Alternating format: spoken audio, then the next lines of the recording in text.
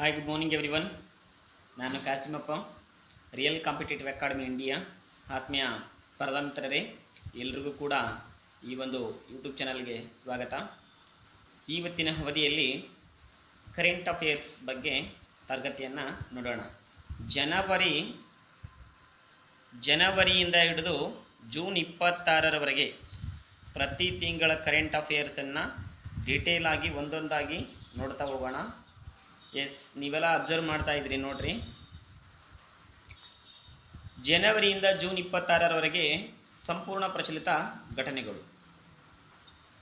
ಜನವರಿ ತಿಂಗಳಲ್ಲಿ ಏನೇನಾಯಿತು? ರಾಷ್ಟ್ರೀಯ ಘಟನೆಗಳು ಅಂದರೆ ನ್ಯಾಷನಲ್ ಇವೆಂಟ್ಸ್. ಭಾರತವು 77ನೇ ಗಣರಾಜ್ಯೋತ್ಸವವನ್ನು ಜನವರಿ 26, 2026ರಂದು ಆಚರಿಸಿತು. ಇದು ಇಂಪಾರ್ಟೆಂಟ್. ಅಂದರೆ 2026ರಲ್ಲಿ ಆಚರಿಸಿದಂತಹ ಗಣರಾಜ್ಯೋತ್ಸವ ಎಷ್ಟನೇ ಗಣರಾಜ್ಯೋತ್ಸವ ಅಂತ ಪ್ರಶ್ನೆಯನ್ನು ಕೇಳ್ತಾರೆ. 77ನೇ ಗಣರಾಜ್ಯೋತ್ಸವ ನೆನಪಿರಲಿ. ಕೇಂದ್ರ ಸರ್ಕಾರವು ಡಿಜಿಟಲ್ ಇಂಡಿಯಾ ಮಿಷನ್ ಅಡಿಯಲ್ಲಿ ಹೊಸ ಡಿಜಿಟಲ್ ಆಡಳಿತ ಸುಧಾರಣೆಯನ್ನ ಪರಿಚಯಿಸಿತು. ಅಂದ್ರೆ ಪ್ರಶ್ನೆ ಹೆಂಗ್ ಬರ್ಬೋದು ಇದರಲ್ಲಿ?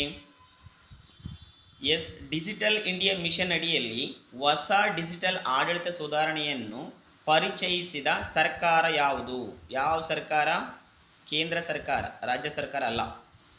ಹೌದಾ? ನೆಕ್ಸ್ಟ್ ನೋಡೋಣ.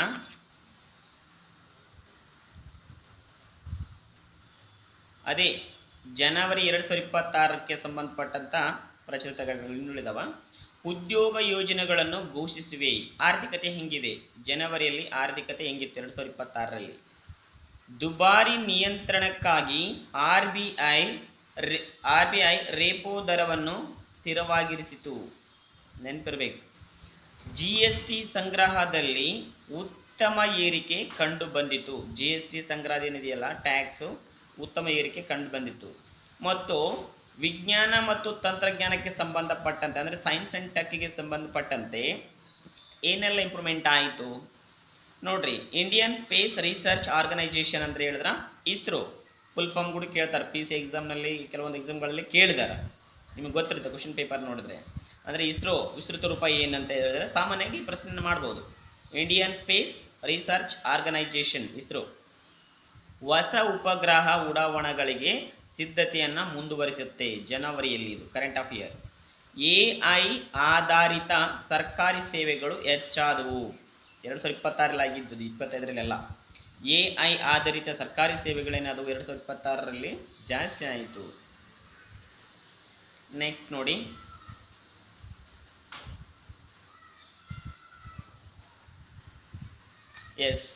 ಜನವರಿ 12 ರಾಷ್ಟ್ರೀಯ ಯುವ ದಿನ, ನೆನಪಿಟ್ಕೋಬೇಕು. ಜನವರಿ 15 ಸೇನಾ ದಿನ. ಜನವರಿ 24 ರಾಷ್ಟ್ರೀಯ ಬಾಲಕಿಯರ ದಿನ. ಜನವರಿ 26 ಗಣರಾಜ್ಯೋತ್ಸವ. ಬಹಳ ಪ್ರಮುಖವಾದಂಥ ಇವೆಂಟ್ಸ್ ಇವು. ಏನು ಬಹುಮುಖ್ಯವಾದ ದಿನಗಳೇನಿದೆವಲ್ಲ, ಆಚರಣೆಗಳಲ್ಲಿ ಕೇಳ್ತಿರ್ತಾರೆ, ನೆನಪಿರ್ಬೇಕು. ಕೇಳಿದರೆ ಕೂಡ ಆಲ್ರೆಡಿ ಈಗ ಕಳೆದ ಎಕ್ಸಾಮ್ನಲ್ಲಿ ಕೂಡ ಇದಕ್ಕೆ ಸಂಬಂಧಪಟ್ಟಂತೆ ಕೇಳಿದರ, ದಯವಿಟ್ಟು ನೆನಪಿಟ್ಕೋಬೇಕು. ನೆಕ್ಸ್ಟ್ ನೋಡೋಣ.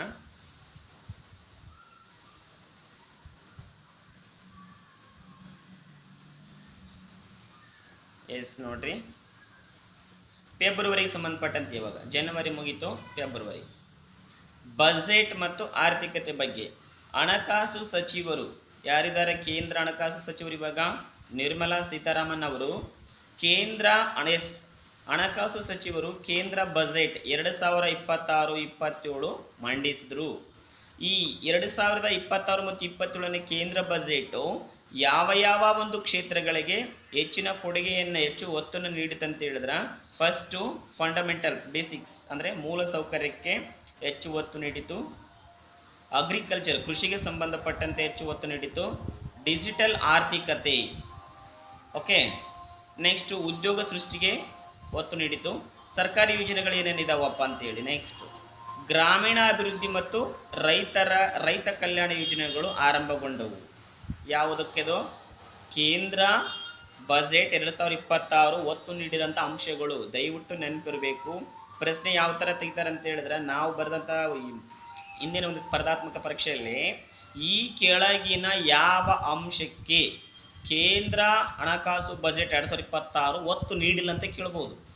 ಒತ್ತು ನೀಡಿದಂತನೇ ಕೇಳ್ಬೋದು, ಒತ್ತು ನೀಡಿಲ್ಲಂತನಾದ್ರೂ ಕೇಳ್ಬೋದು. ಹಂಗಾಗಿ ನಾವು ಸ್ಪರ್ಧಾತ್ಮಕ ಪರೀಕ್ಷೆಗೆ ಒಂದು ಸಿದ್ಧತೆ ನಡೆಸ್ತಕ್ಕಂಥ ಒಂದು ಅಭ್ಯರ್ಥಿಗಳು ಏನಿದೀವಲ್ಲ, ಬಹಳಷ್ಟು ಸೂಕ್ಷ್ಮವಾಗಿ ಎರಡು ರೀತಿಯಾಗಿ ಯೋಚನೆ ಮಾಡ್ಬೇಕು.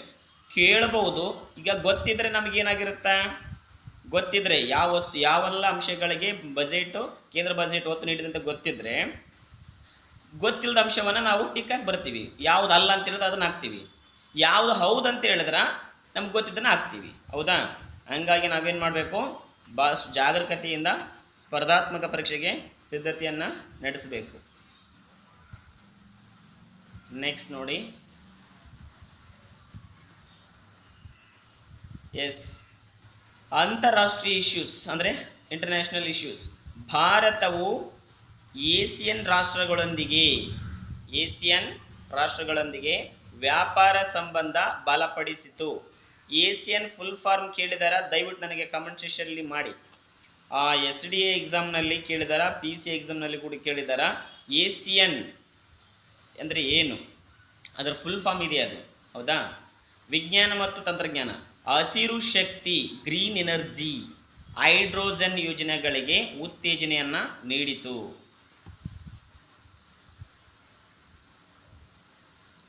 ನೆಕ್ಸ್ಟ್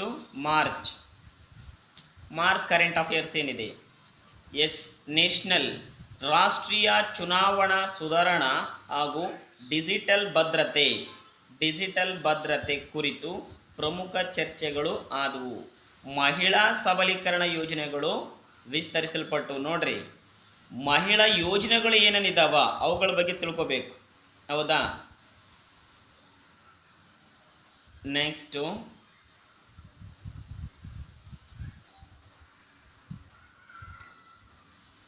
ಆರ್ಥಿಕತೆ, ಉತ್ಪಾದನಾ ಮತ್ತು IT ಕ್ಷೇತ್ರಗಳಲ್ಲಿ ಷೇರು ಮಾರುಕಟ್ಟೆ ಬೆಳವಣಿಗೆಯನ್ನ ಕಂಡಿತು. ರಫ್ತು ಹೆಚ್ಚಾಯಿತು. ರಕ್ಷಣಾ ಯಾವ ರೀತಿ ಇದೆ ಅಂತ ಹೇಳಿದ್ರ, ಭಾರತೀಯ ಸಶಸ್ತ್ರ ಪಡೆಗಳು ಜಂಟಿ ಸೈನಿಕ ಅಭ್ಯಾಸವನ್ನ ನಡೆಸಿದವು. ನೀರು ಸಂರಕ್ಷಣೆ ಮತ್ತು ಹವಾಮಾನ ಬದಲಾವಣೆ ಕುರಿತು ಯೋಜನೆಗಳನ್ನ ರೂಪಿಸಿದರು.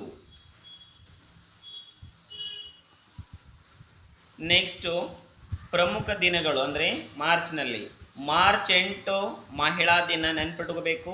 ಮಾರ್ಚ್ 22 ವಿಶ್ವ ಜಲ ದಿನ. ನೆಕ್ಸ್ಟ್ ಏಪ್ರಿಲ್ ನೋಡೋಣ, ಏಪ್ರಿಲ್ ಮಿಕ್ಸ್ ಆಗಿದೆ ಇದರಲ್ಲಿ ಸ್ಲೈಡ್ ಅಲ್ಲಿ. ಹೊಸ ಶಿಕ್ಷಣ ಸುಧಾರಣೆಗಳನ್ನು ಪರಿಚಯಿಸಿದ್ರು ಏಪ್ರಿಲ್ ಅಲ್ಲಿ. ಕೌಶಲಾಭಿವೃದ್ಧಿ ಕಾರ್ಯಕ್ರಮಗಳು ಅಂದ್ರೆ ಸ್ಕಿಲ್ ಡೆವಲಪ್ಮೆಂಟ್ ಏನಿದೆಯಲ್ಲ, ಆ ಒಂದು ಪ್ರೋಗ್ರಾಮ್ಸ್ನ ನೆಕ್ಸ್ಟ್ ಎಕ್ಸ್ಟೆಂಡ್ ಮಾಡ್ತಾ ಹೋಗ್ತಾರೆ. ನೋಡಿ ನೆಕ್ಸ್ಟ್ ಏನಿದೆ,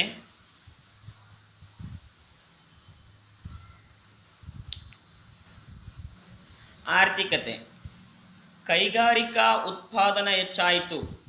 ನವೀಕರಿಸಬಹುದಾದ ಶಕ್ತಿಯಲ್ಲಿ ಹೂಡಿಕೆ ಹೆಚ್ಚಾಯಿತು.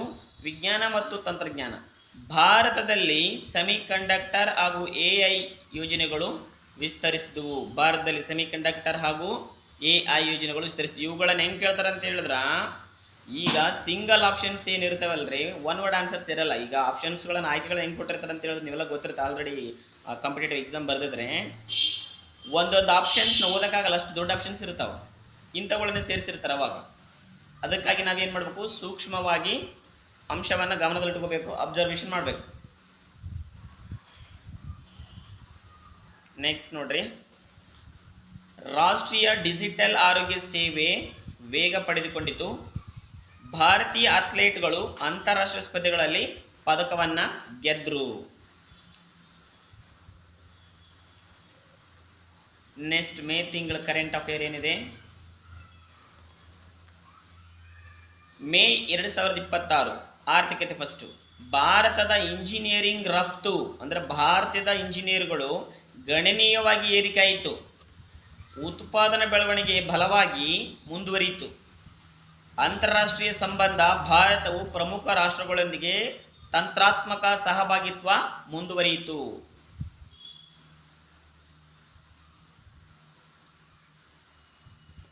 ನೆಕ್ಸ್ಟ್ ವಿಜ್ಞಾನ, AI ಸ್ಟಾರ್ಟ್ಅಪ್ಗಳಿಗೆ ಹೂಡಿಕೆ ಹೆಚ್ಚಾಯಿತು. ಪ್ರಶಸ್ತಿಗಳು ಏನಿದಾವೆ ಇವುಗಳನ್ನು ನೋಡ್ಕೋಬೇಕು ನೀವು. ಸ್ಪೆಷಲ್ ನಾನು ಈ ಒಂದು ಅವಧಿಯಲ್ಲಿ ಮಾಡಿಲ್ಲ. ಕ್ರೀಡಾ ಪ್ರಶಸ್ತಿಗಳಾಗಿರ್ಬೋದು, ಸಾಹಿತ್ಯ ಕ್ಷೇತ್ರಕ್ಕೆ ಸಂಬಂಧಪಟ್ಟಂತ ಪ್ರಶಸ್ತಿಗಳಾಗಿರಬಹುದು, ಆಮೇಲೆ ಜ್ಞಾನಪೀಠ ಪ್ರಶಸ್ತಿಗಳು, ಪದ್ಮವಿಭೂಷಣ, ಪದ್ಮಶ್ರೀ, ಹಲವಾರು ಪ್ರಶಸ್ತಿಗಳಿದ್ದಾವೆ. ಹೌದಾ? ತರಬೇತಿ ನೀಡತಕ್ಕಂಥ ಪ್ರಶಸ್ತಿಗಳು ಯಾವುವು? ಎಲ್ಲ ಪ್ರಶಸ್ತಿಗಳನ್ನು 2026ರಲ್ಲಿ ಯಾರು ಪಡೆದುಕೊಂಡ್ರು, ಯಾವ ಕ್ಷೇತ್ರಕ್ಕೆ ಕೊಟ್ಟರು ಎಂಬುದನ್ನ ದಯವಿಟ್ಟು ಪ್ರಶಸ್ತಿಗಳ ಮೇಲೆ ಒಂದಲ್ಲ ಒಂದು ಪ್ರಶ್ನೆ ಬಂದೇ ಬರುತ್ತೆ, ಫಿಕ್ಸ್.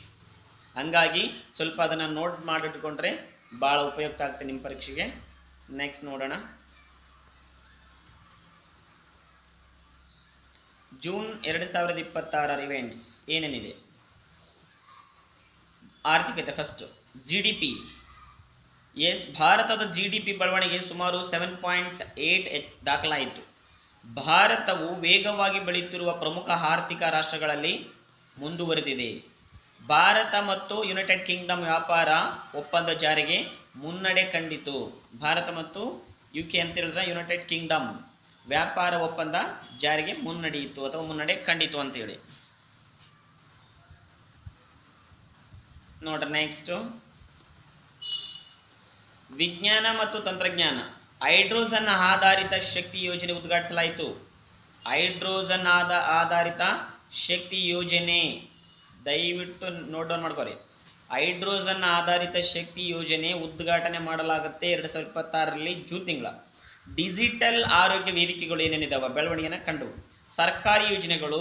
AI ಆಧಾರಿತ ಗ್ರಾಮೀಣ ಆಡಿಟ್ ಪೋರ್ಟಲ್ ಆರಂಭವಾಯಿತು. ಓಕೆ ಆತ್ಮೀಯ ಸ್ಪರ್ಧಾ ಮಿತ್ರರೇ, ಮುಂದೆ ಇವತ್ತೇ ಇನ್ನು 2 ತರಗತಿಗಳನ್ನು ಮಾಡಾಕ್ತೀನಿ. ಮೆಂಟಲ್ ಎಬಿಲಿಟಿಗೆ ಸಂಬಂಧಪಟ್ಟಂತ ಒಂದು ತರಗತಿ ಇರುತ್ತೆ, ಏನೋ ಒಂದು ಸೈನ್ಸ್ ಆ್ಯಂಡ್ ಟೆಕ್ ಅಥವಾ ಸೈನ್ಸ್ ಬಗ್ಗೆ ಅದರಲ್ಲಿ ಕೂಡ ಒಂದು ಕ್ಲಾಸ್ ಮಾಡ್ತೀನಿ.